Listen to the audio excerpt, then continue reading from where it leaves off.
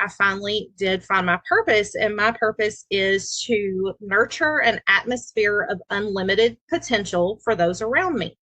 Mm.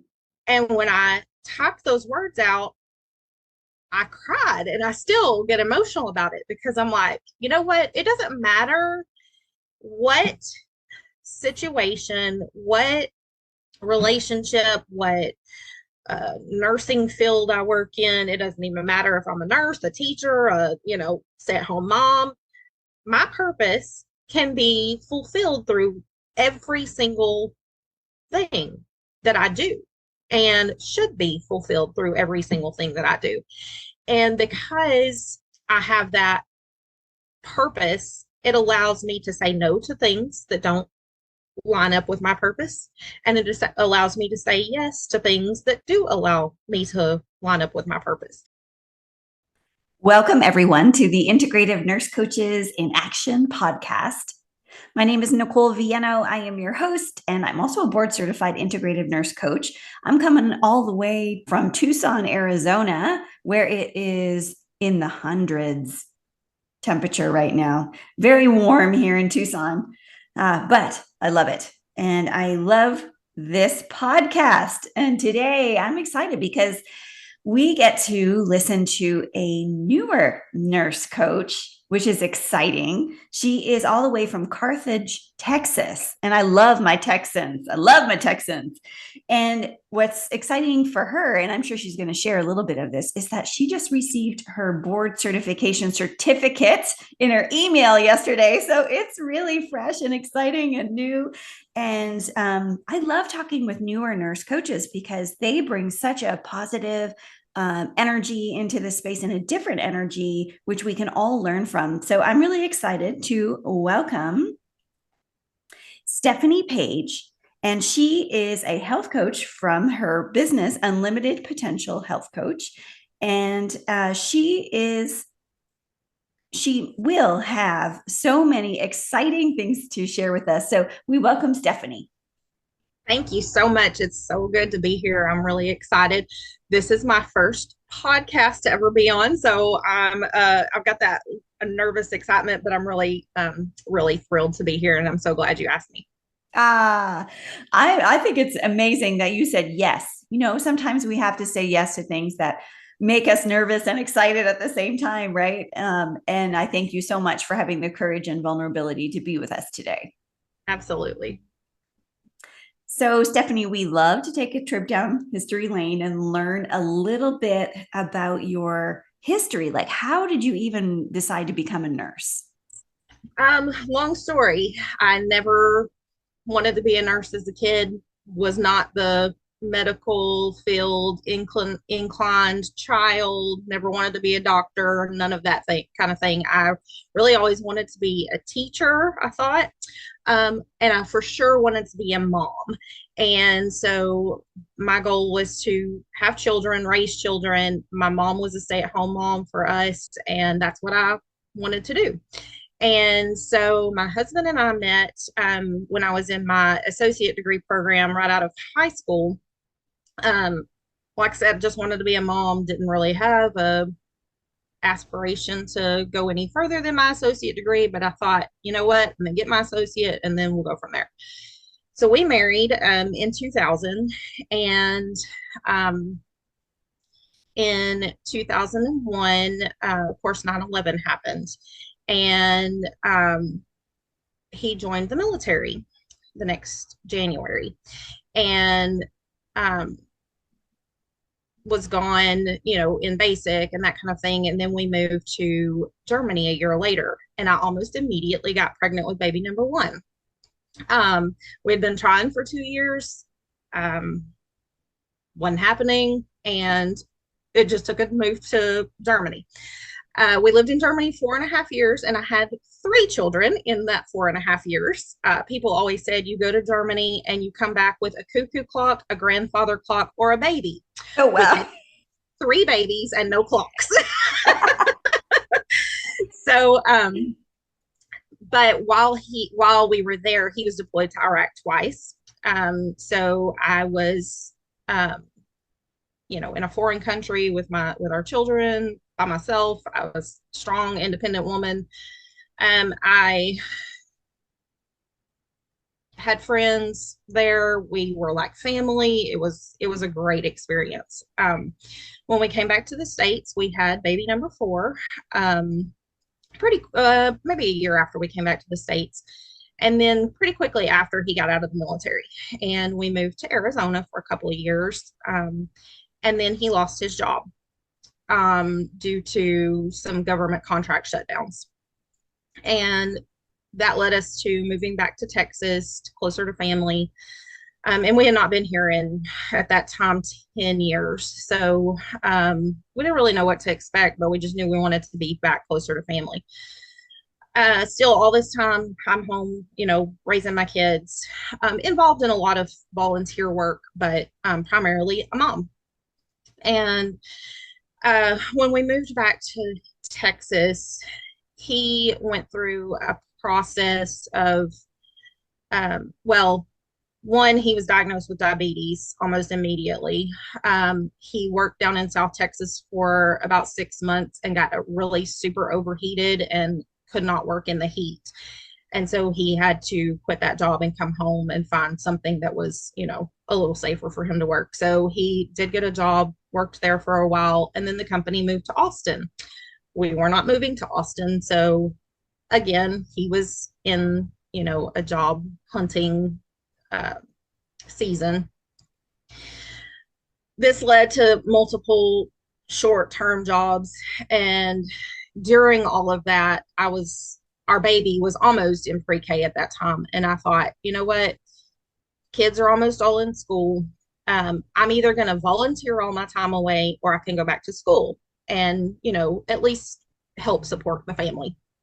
And so I took I was actually about a year away from getting a teaching certificate. And I thought, okay, that'll be the quickest, easiest thing to do. But let me take a year and substitute teach and see what age group I want to teach in. At the end of that school year, I told them all to please remove me from their list. I was no longer interested in teaching or subbing. Hats off to teachers. Y'all have a really hard job. And I, just really appreciate all my children's teachers so much from that experience. But probably in that same week, I went to our local college, which is where I had gotten my original associate degree, and said, tell me about your nursing program. I know it's good. Like, tell me about it. And their May mini mester was starting the following Monday. And they said, we can get you in prerequisite courses for that. Yeah. You can get, you can have these classes in May, these in June, these in July, and start in August with I had a August fall mester, and then start in the spring with your nursing degree. And I was like, okay, sign me up. I mean, this was like instant. I said, hey, I feel like this is maybe the right thing to do. And so that's what I did. I took a May mini master class, 2 June classes, 1 July class, and these were A&P, y'all. I mean, these were not easy classes to do in a 4-week time. I was like, this is insane. I have 4 small children at home. What was I thinking? But I made it through. Got into the program in the spring and graduated in 2013. During that time, I also took an EMS class. And so I became an EMT for a little while just to get some medical experience because I had none. And I was like, you know what, that'll kind of give me at least a little bit of experience to kind of know. And I also worked in the ER as an extern during my last 2 semesters of nursing school. They the doctors there asked me, so when you're done with nursing school, are you just going to come on full time with us? And I was like, absolutely not. You could not pay me the money in the world to be an ER nurse. And I really wanted to do labor and delivery. I was 19 when my baby sister was born, and she was a home birth, and I got to be there. So I kind of was like, okay, I could do that. And then, of course, having my own children and all, it's like, I can do an L&D nurse. I've never been an L&D nurse. I did accept a full-time position in the ER right out of school. Very small rural ER. We had 8 beds, but I worked there for 6.5 years, nights. Um, I saw a lot. Those of you in small rural areas, you see it all because you're the only hospital to come to. And I was there through COVID. We had ICU patients for days and weeks on end in our very small ER. It was very tough. Um, Due to some things after that, I actually had a friend who took a travel nursing job, but it was a kind of a local travel job. It was we could stay home, we could drive back and forth to work, that kind of thing. And she said, "Come work with me over here." Well, it was a bigger ER. I think they had 18 or 20 beds, but it was way, way busier and gunshot wounds all the time. I was like, "Oh my gosh, I was not prepared for this." And so I was there for 6 months. During that time, I had horrible anxiety. I would being on the drive to 45-minute drive to work. There were times I had to pull over on the side of the road because I could not get myself together to drive to work. Um, there were some issues with a manager there that kind of fed that anxiety. There were several events through that I had experienced through working in the ER that I just traumatic events that I had not dealt with. And so they were leading to anxiety, fear for my kids being on the road because, by this time my kids were driving, and just irrational fears of them, something happening to them while I was 45 minutes away, that kind of thing. And so at that point, I knew that I really had to get out of the ER. I needed a break from the ER, or I was not going to be a nurse anymore. I was very uh, disillusioned by the allopathic way of medicine, the let's throw some pills at them and get them out the door. That just was not what I signed up for in nursing. I wanted to be a nurse to help people. And I felt like we were just, like I said, throwing some pills at them. Here, have some pain meds. Let's get you out. And so I'd really been praying and asking God, okay, how do I get out of this, but still use what I felt was my calling as a nurse and my education, because by then I also had my bachelor's degree. So my husband is, of course, have now by then he's been a manager of a welding supply store for quite some time. I think he's been there 10 years now. And a man came in and said, "Hey, your wife's a nurse. Does she know anybody who'd be interested in being a school nurse?" And he said, "I don't know. I'll ask her." He texted me right then, and I said, "Me, I'm interested. Get me out of this ER. Anything, anything to get me out." So come to find out, the man was actually one of my school teachers years ago in high school. So we had history there. And that was on a Wednesday. I interviewed with him on Friday, and I said, "Yes, I want the job." And my contract with the travel nursing was ending in 2 weeks. So it was just perfect timing. That was in April. So I actually finished out that school year with them as their full-time school nurse, and then worked for the next 2 years as their school nurse. Through that, and it was a very small school, so not super busy, but a lot of um, mental health issues in kids. And, these kids that had gone through COVID in junior high are now in high school, and just lots of mental health issues. And so I was able to, minister to those kids through that, not, just as a nurse, but kind of as a counselor, ish, because I was the only one in the school that had enough mental health training, not much, but enough to, help them out. And so that was really a good ministry for me, I felt, and a good way to use my skills. But also because we weren't real busy, I could do any kind of training that I wanted to during the day when I didn't have students in my office, which was a lot of time. So I originally, back to the L&D thing, I thought I was going to become a midwife. And I started a midwifery program that's kind of a study at home, but you have, a preceptor and you go to home births and that kind of thing with her. So I did that for about a year and enjoyed it, but I wasn't like in love with it. It was fun, but I was like, I could take it or leave it. And she came to me and said, I'm selling my practice. The girl I'm selling to does not have enough experience to be a preceptor yet. I hope this isn't ruining your life.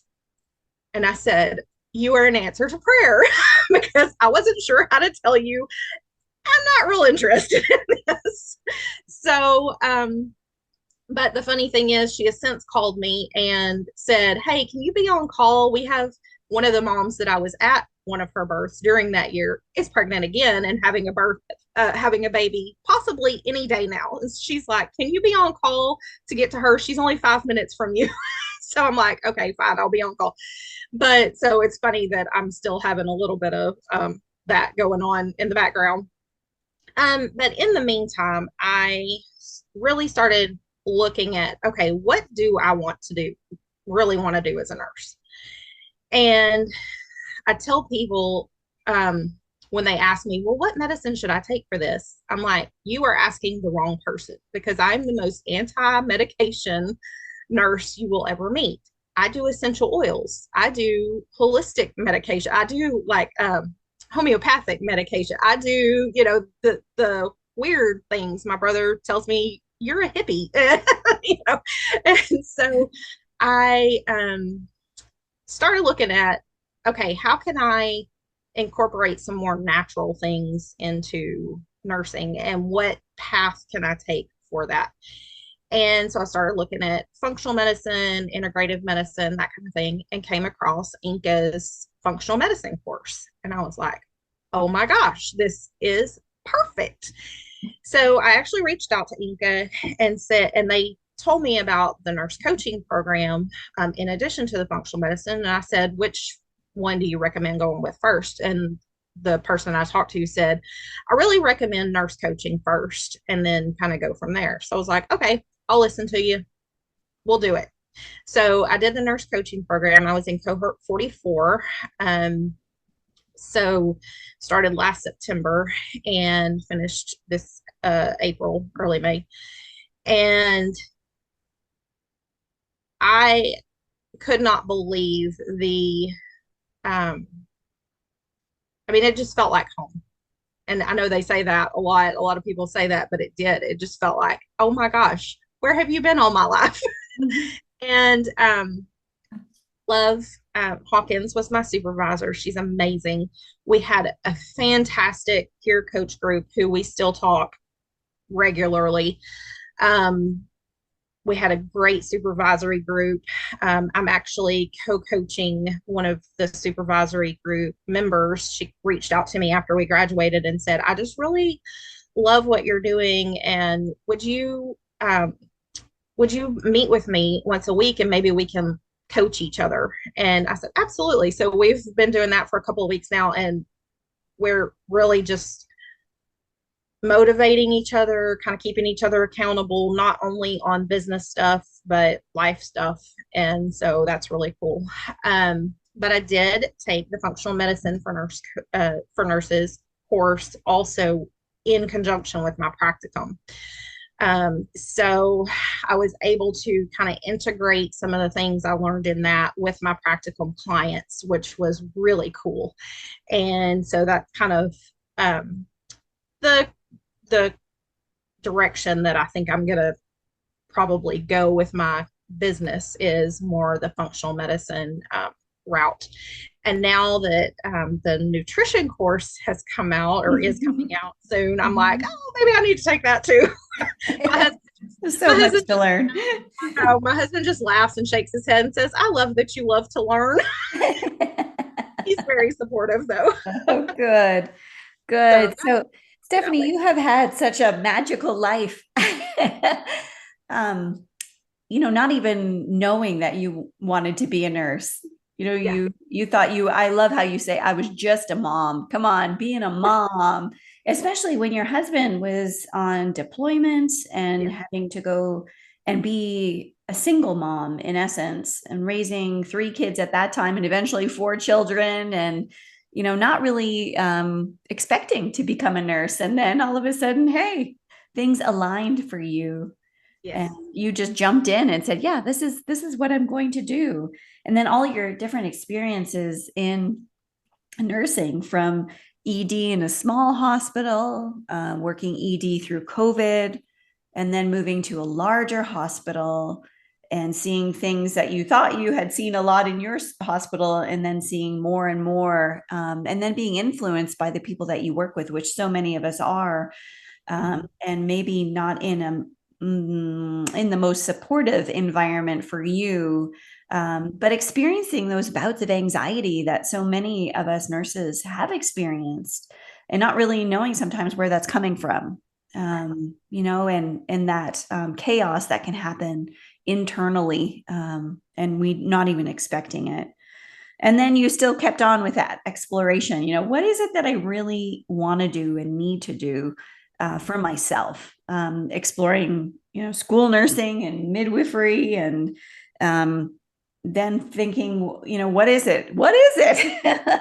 And then finding nurse coaching, and now exploring functional medicine with nursing, and then maybe even nutrition. Who knows where it's going to lead, right? Who knows? Yeah. Who knows? But so many experiences. And that's why I said magical, because it's just like we don't know sometimes where our lives will lead us. And yet seems like you were listening and going through some challenges along the way, and still taking steps forward and standing up for yourself, and looking internally to see where it is you want to be and where you could best serve. And so, finding nurse coaching and going through the program, and then discovering that there are other nurses who align with you, Mhm. and align with this vision of understanding allopathic medicine, and then also Yes. knowing that we can combine different modalities and different healing practices to support our patients, our patients, our coaching clients, and our communities, right? And our families and ourselves. So Yes. I'm curious to know what are some of the key things that you either really enjoyed about the integrative nurse coach program, or the things that really stood out for you that supported you, or that will support you through the rest of your nursing career. So, I really have had a huge personal life change through this program. And I don't know, it actually started a little bit before the program even began. I think when I signed up and said, okay, yes, I'm going to do this, it was probably a 2 week period before the class started. And I, I really, just in all authenticity, I have struggled with my weight my whole life. And, it's been a myriad of dieting and, yo yo up and down and never at a healthy weight. And so when I signed up for this, I thought, um, these are actually the words that came out of my thought process. Who's going to listen to a coach that doesn't practice what she preaches? Nobody. I wouldn't, And so, in that process, I thought, okay, I need to start working on me.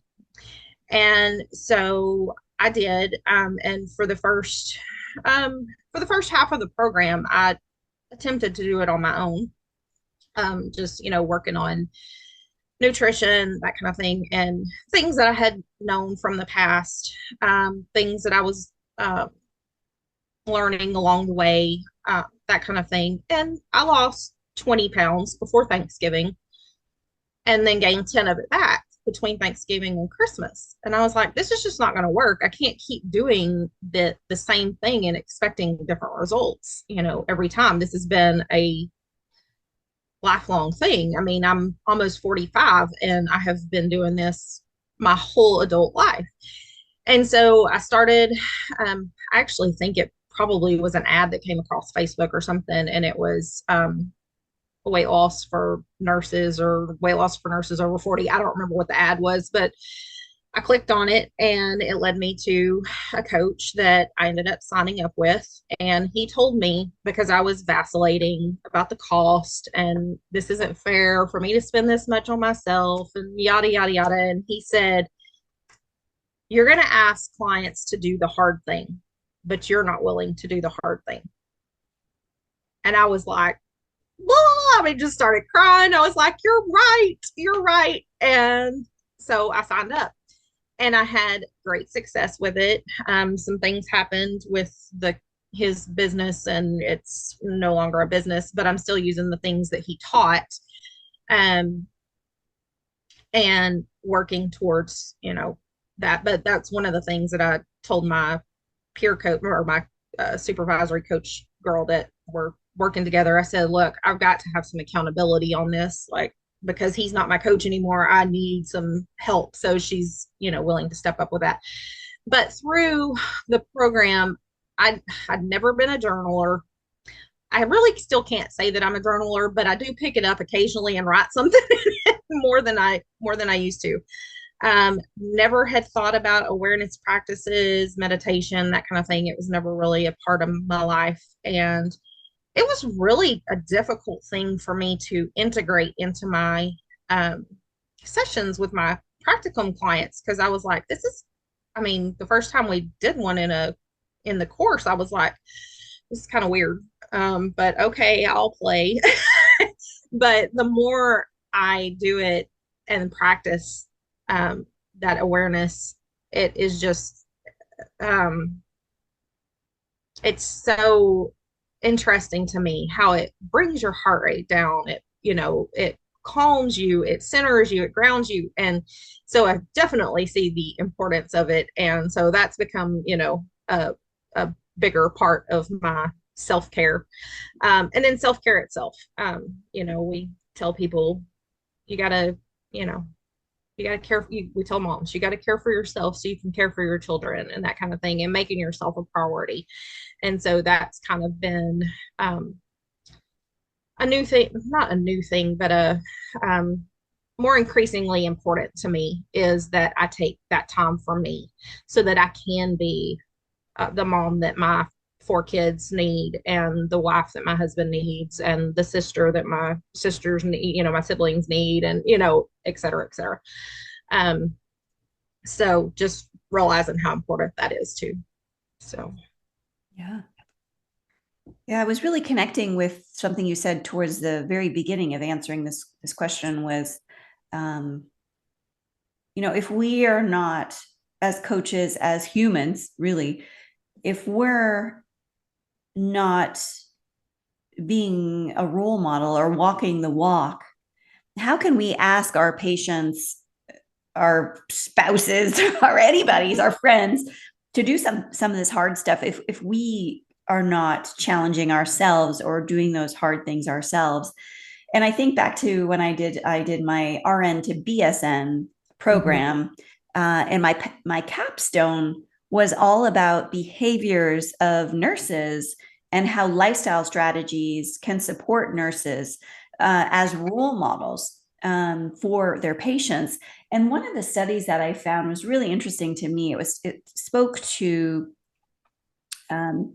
nurses who are teaching smoking cessation, but who continue to smoke themselves.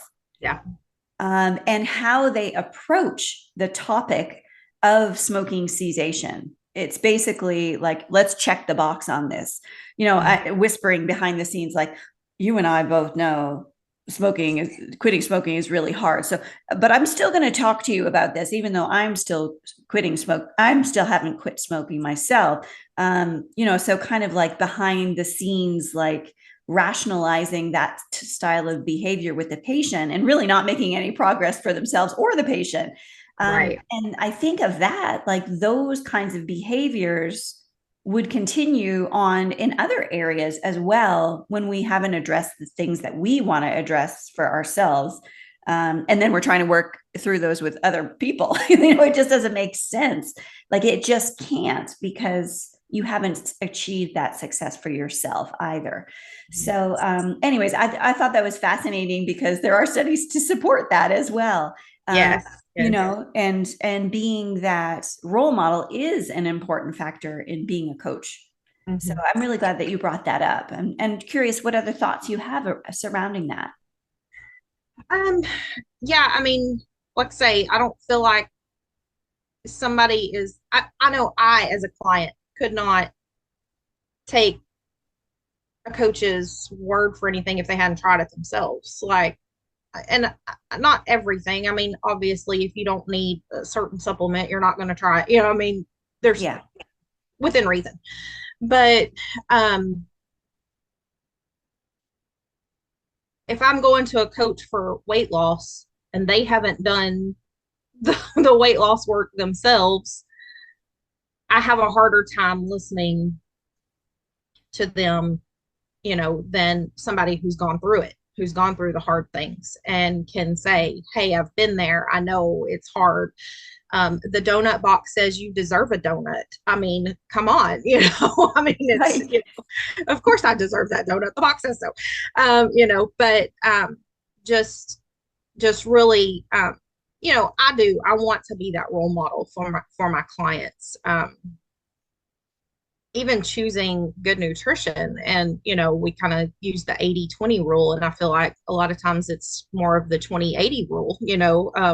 We choose good nutrition 20% of the time, but even doing that, even for my kids, I feel like I've got to role model that for them before I can expect them to choose vegetables and fruit over junky chips, that kind of Right. thing. So that's, and it's a process. It was not a, okay, I'm going to do this and all the junk food's going out of the house. That's not how it works. Unfortunately, I have teenage kids who would revolt, if I got rid of all the things in the house, or they go buy it themselves and bring it in anyway. So, Right. um, but it is a process, and I don't feel like it has to be perfection, um, ever.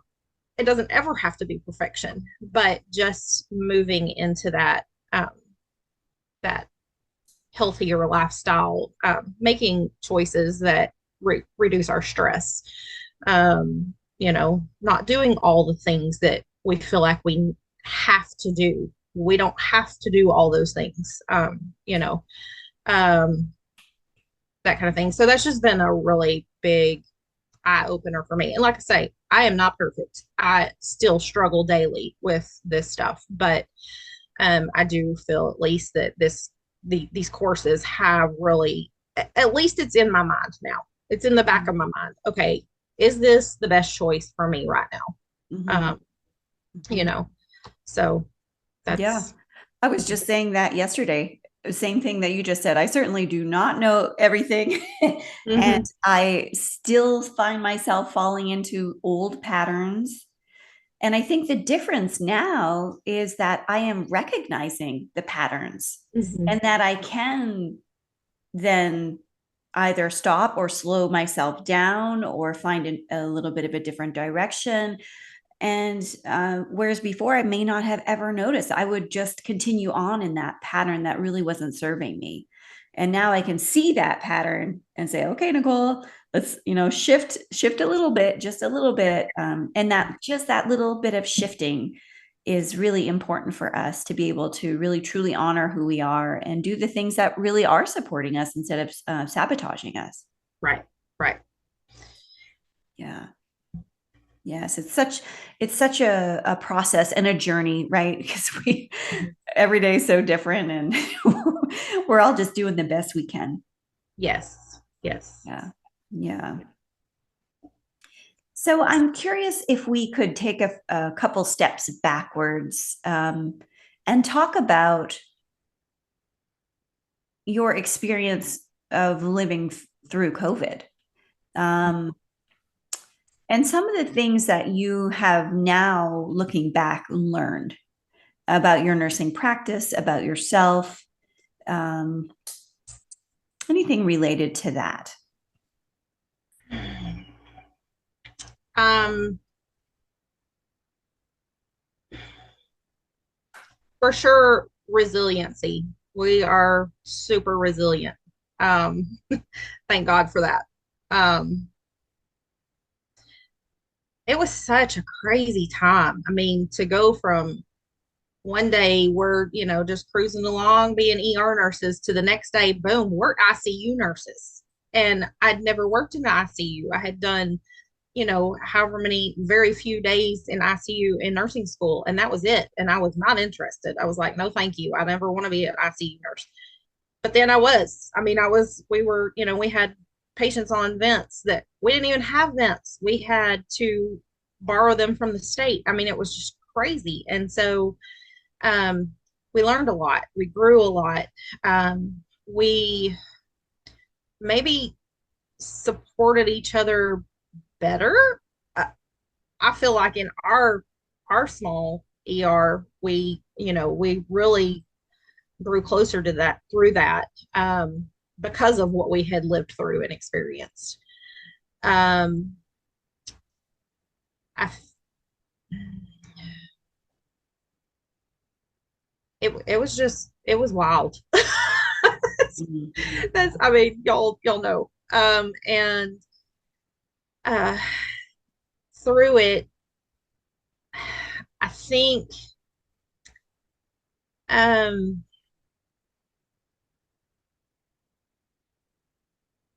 I think maybe it even gave me the courage I needed to step out of what I didn't feel was where I needed to be. Um, I was a good ER nurse. I mean, I did my job, I did it well, I took care of my patients well, but I never felt like that was where I needed to be. But I felt stuck. It was close to my kids' school. It was close to home. I didn't have a long commute. I mean, it was 5 minutes to work. Um, it it was very convenient. And so for me to reach out and look for something that was more fulfilling was hard to do because it was so convenient. It worked with my kids' schedule. Um, it paid well. And so I just kept on with the status quo because it was easy. It was the convenient thing to do. And so then after COVID, and um, like I said, some other experiences that had happened even before COVID, and then the anxiety coming on and everything, I really just was like, I've got to do something else. And I had applied for a couple other jobs and it just wasn't, I knew that it wasn't the right fit for me for various reasons. And so I turned them down. Um, and then when that school job came, I didn't even think about it. I mean, I was like, yes, sign me up. And so, and it really did. It gave me the time that I needed to pursue other paths while I was still working, paths that were a little more in line with my values and beliefs as a nurse. I could tell when you were just talking about your experience in COVID that it's difficult for you to recall those times. Mm-hmm. It's difficult to think back and want to remember the things that happened during COVID. So I thank you for just going inwards a little bit there, to see what came from it, and resilience came out of it, and courage to take a step and move out of something that was so convenient and Yeah. move into something that could be more fulfilling, even though that's scary. Yeah. Yeah. Yeah. And it turned out that it worked out, Yeah. Yeah. and it opened up new possibilities for you, because you were willing to take that step. It did. And I think that through that, it gives me that experience to relate to clients and say, hey, you know what? It does take courage to step out and desire health over a quick fix, a magic pill, that kind of thing. And so, um, I think experience says a lot.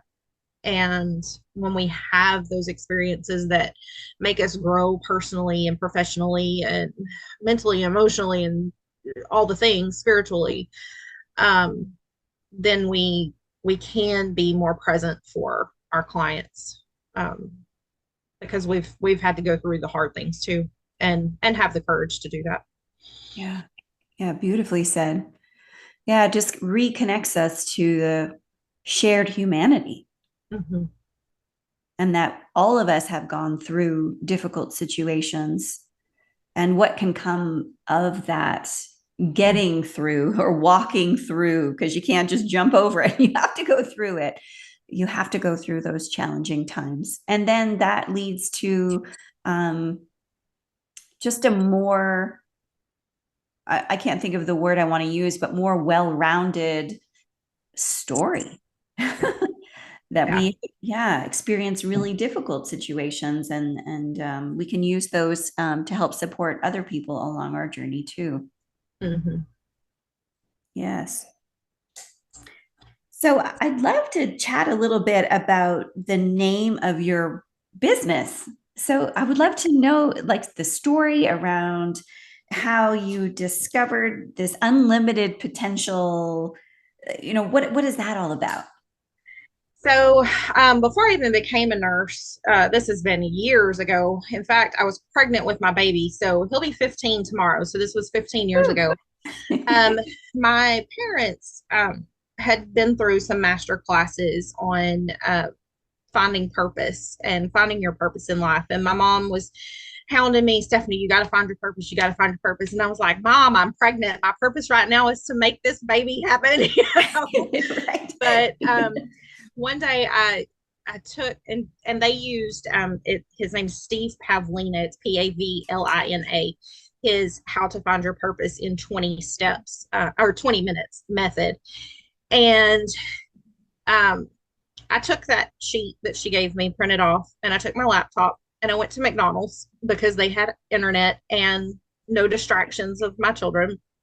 And I sat there um, for 20 minutes trying to find my purpose. And I was like, I don't know. I don't know. I don't have a purpose. My purpose has always been to raise my children, but that's not the only purpose we have. My purpose is not just to be a wife and a mom and a sister and a, aunt and yada, yada, yada. My purpose cannot be tied up in those relationships. And so I think it took me longer than 20 minutes because I couldn't get out of my head. But I finally did find my purpose, and my purpose is to nurture an atmosphere of unlimited potential for those around me. Mm. And when I typed those words out, I cried, and I still get emotional about it because I'm like, you know what? It doesn't matter what situation, what um, relationship, what nursing field I work in. It doesn't even matter if I'm a nurse, a teacher, a stay at home mom. I My purpose can be fulfilled through every single thing that I do, and should be fulfilled through every single thing that I do.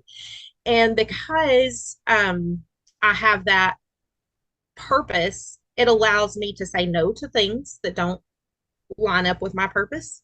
And it just allows me to say yes to things that do allow me to line up with my purpose. And so it's funny because I've had this purpose for 15 years, but more recently, in probably the last two, it's really become a part of my life. It's always been, there in the background. Um, But I feel like the last 2 years, I've really said, okay, here's my purpose. Am I doing it? And so when I was kind of looking at names for business and logos, I was, kind of contemplating, okay, what, and I think it was my mom or dad one said, why don't you use your purpose statement? And I was like, I could. And so that's how unlimited potential came about. And I was like, of course, I want people to reach their unlimited potential in their health, in their relationships, in their, emotions, their spirituality, all the things.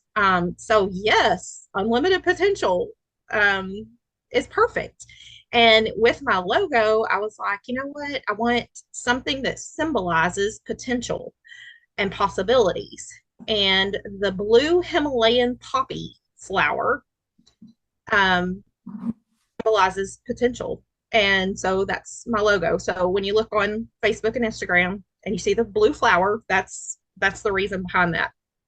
So I'm really excited to pursue the business side of things, and it's new. It's new. I just released my Facebook and Instagram this week, and so very new. I don't have a plan past that, but and still you are taking steps forward, right? yes, yes, Yes. Congratulations. It is exciting. yes, it is. It is very exciting, and to Hmm. see people following it, I'm like, oh my gosh, I have another one. I have another follower. Yay! And so So tell me the name, the nurturing part again, kind of the slogan, nurturing Um, purpose. my purpose is to nurture an atmosphere of unlimited potential for those around me. Yes. Mm, yes. I love that. Just elevating everyone around you Yes. And and I put it, feel like when we have a purpose, we can live that purpose and be more intentional about our life, with our life. When we wander around floundering for, you know, a path in life, it makes things pretty difficult. And so, if you haven't found your purpose, I really encourage that you do. And that Steve Pavlina's plan is easy. You get your laptop or a piece of paper and you just start writing. You say, what is my purpose? And you just start writing. And you may fill up pages of paper before you get to the one that makes you cry. But when you get to the one that makes you cry, that's probably your purpose. right? And I suppose if people wanted to figure out their purpose, they could also work with you. They could, yes. Yeah. Yes, they could. And So, support of Steve Pavlina's work, right? right, right. Awesome. Yes, I love this so much. I also, I'm going to throw out just putting in brackets for other people, like and others, but also put in brackets for myself. Yeah. For myself, finding Yeah. unlimited potential in myself too. Yes. For Yes, for myself. sure. Yes. Mm-hmm. Yes. So good. Yeah.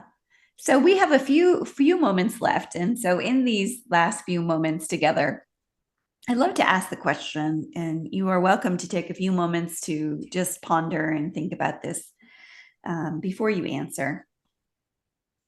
What is on your heart that you would like to share with our listeners, Stephanie?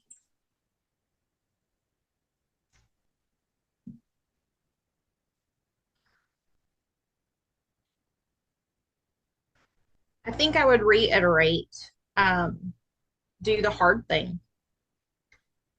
Um, have the courage to do the hard thing, um, to reach out and discover new things about yourself. Um, to stretch yourself into things that you might feel are a little weird and uncomfortable, um, because they may lead you down a path that you were not expecting. And um, then, of course, like I said, to find your purpose and live that purpose. Um, I feel like God put in each of us a purpose, and um, sometimes it's sometimes it's harder for others, for one than another to find their purpose. And but I feel like when we do that, when we really find what we were put on earth for, then it opens up so many avenues that we can use that purpose to reach out and minister to others. And so I really just encourage encourage that encourage doing the hard thing and finding your purpose. Thank you so much.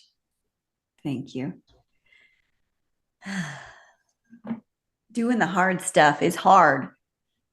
And I suppose that's why we have coaches, to support people who want to do the hard stuff. Yes, Yes, because you don't have to do it alone. that's right. You don't have to do it alone. Yeah. Yes. So, Stephanie, where can we find you? We're looking for you. Mm-hmm. Yeah, so on Facebook, you can find me at Unlimited Potential Health Coaching. And I will just put a side note there. I did went with health coaching because nurse coaching is still so new and confusing for people. I tell people I'm a nurse coach, and they're like, "Oh, you work with nurses?" Well, no, I mean, I can, but that's not all. I can help you too. So I went with the health coaching just to be a little clearer.